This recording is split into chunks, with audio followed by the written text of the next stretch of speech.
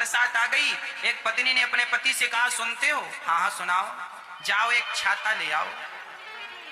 पति बड़ा भोला था, पत्नी बड़ी होशियार थी। अक्सर पत्नी ही मार्केट करती थी। आज बहुत दिनों में पति गया है।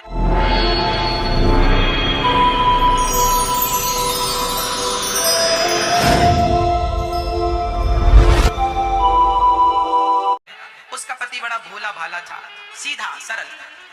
पत्नी ने कहा, सुनो जी, आज फुर्सत नहीं है घर में, जाओ जल्दी से छाता ले आओ बाजार से।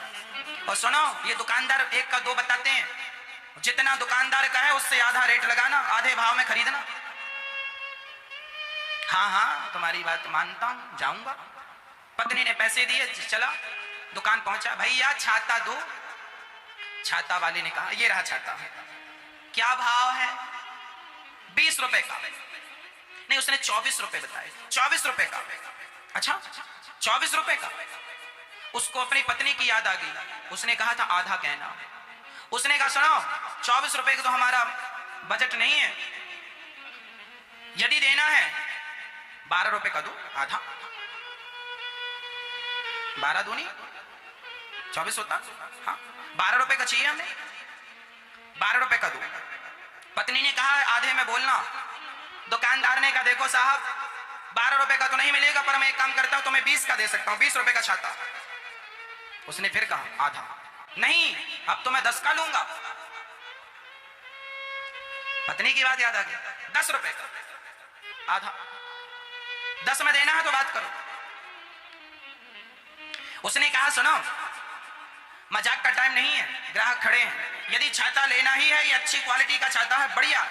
यदि लेना ही है तो मैं 18 रुपए का दे सकता हूं, बस इससे 1 रुपए कम नहीं होगा। अच्छा 18? 9 रुपए का लूंगा। आधा। उसकी पत्नी ने कहा, जितना का है उसका आधा।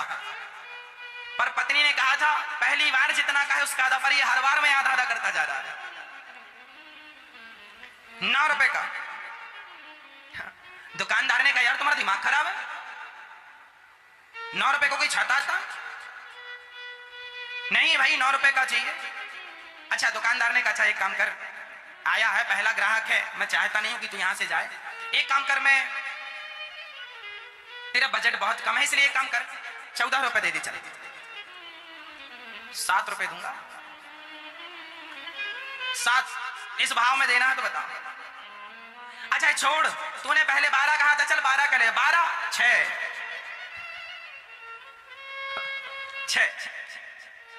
उसने छाता अंदर रखा, चल यहां से भाग। यह आदमी एक भाव में स्थित नहीं है, एक भाव में टिका नहीं है, इसलिए एक भाव में टिका नहीं था तो इसे छाता नहीं मिला। तो जो आदमी एक भाव में नहीं टिकेगा उसे भगवान कैसे मिल जाएंगे? इसलिए भगवान के भाव में टिकना पड़ेगा। वह एक विश्वास, वह एक कृष्ण का भाव, वह एक प्रेम का भाव, उस प्रेम में टिकना पड़ेगा। अमीरी आवे, गरीबी आवे, सुख आवे, दुख आवे, पर उस हाल में भगवत भाव में टिके रहो। जैसे सुदामा के जीवन में कितना संकट आया, पर उन्होंने कृष्ण को नहीं छोड़ा और अंत में उनको भगवत प्राप्ति हुई। अब सुदामा भी कहते